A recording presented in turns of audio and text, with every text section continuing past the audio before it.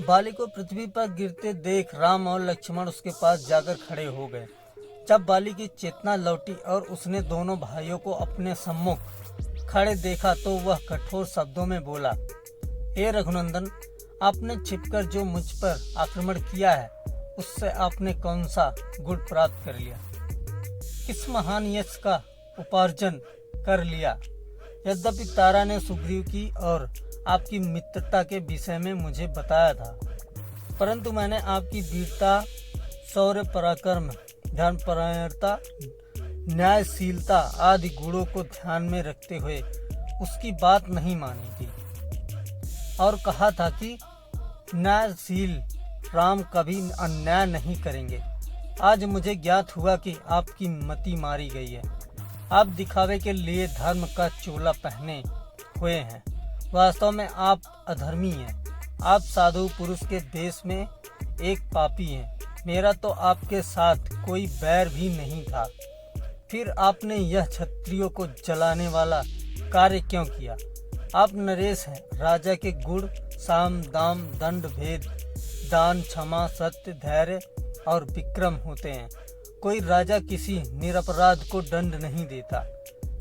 फिर आपने मेरा वध क्यों किया है। हे राजकुमार, यदि आपने मेरे समक्ष आकर मुझसे युद्ध किया होता तो आप अवश्य ही मेरे हाथों मारे गए होते। जिस उद्देश्य के लिए आप सुग्रीव की सहायता कर रहे हैं, उसी उद्देश्य को यदि आपने मुझसे कहा होता तो मैं एक ही दिन में मिथिलेश कुमारी को ढूंढकर आपके पास ला देता। आपकी पत्नी का अपहरण करने वाले दुरात्मा राक्षस रावण के गले में रस्सी बांधकर आपके समक्ष प्रस्तुत कर देता। आपने धर्म पूर्वक मेरा वध क्यों किया। बाली के कठोर वचनों को सुनकर रामचंद्र ने कहा, वानर धर्म अर्थ काम और लौकिक सदाचार के विषय में तुम्हें ज्ञान ही नहीं है। तुम अपने वानरोचित चपलतावश तुम व्यर्थ ही मुझ पर क्रोधित हो रहे हो। मैंने तुम्हारा वध अकारण या व्यक्तिगत बैर भाव के कारण से नहीं किया है।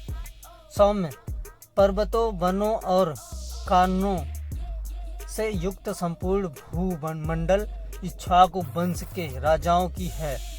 इस समय धर्मात्मा राजा भरत इस पृथ्वी का पालन कर रहे हैं। उनकी आज्ञा से हम संपूर्ण पृथ्वी में विचरण करते हुए धर्म के प्रचार के लिए साधुओं की रक्षा तथा दुष्टों का दमन कर रहे हैं।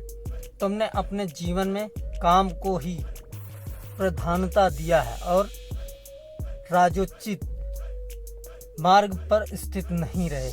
छोटा भाई, पुत्र और शिष्य तीनों पुत्र तुल्य होते हैं। तुमने इस धर्माचरण को त्याग कर अपने छोटे भाई सुग्रीव की पत्नी रुमा का हरण किया, जो धर्मानुसार तुम्हारी पुत्र वधू हुई। उत्तम कुल में उत्पन्न क्षत्रिय और राजा का प्रतिनिधि होने के कारण तुम्हारे इस महापाप का दंड देना मेरा कर्तव्य था। जो पुरुष अपनी कन्या, बहन अथवा अनुज वधू के पास काम बुद्धि से जाता है, उसका वध करना ही उसके लिए उपयुक्त दंड माना गया है। इसीलिए मैंने तुम्हारा वध किया।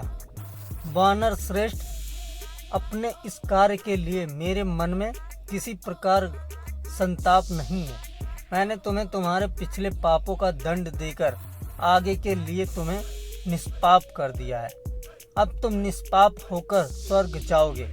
राम का तर्क सुन बाली ने हाथ जोड़कर कहा, हे राघव, आपका कथन सत्य है। मुझे अपनी मृत्यु पर दुख नहीं है। मेरा पुत्र अंगद मुझे अत्यंत प्रिय है और मुझे केवल उसी की चिंता है। वह अभी बालक है, उसकी बुद्धि अभी परिपक्व नहीं हुई है। उसे मैं आपकी शरण में सौंपता हूँ। आप इसे सुग्रीव की भांति ही अभय दें,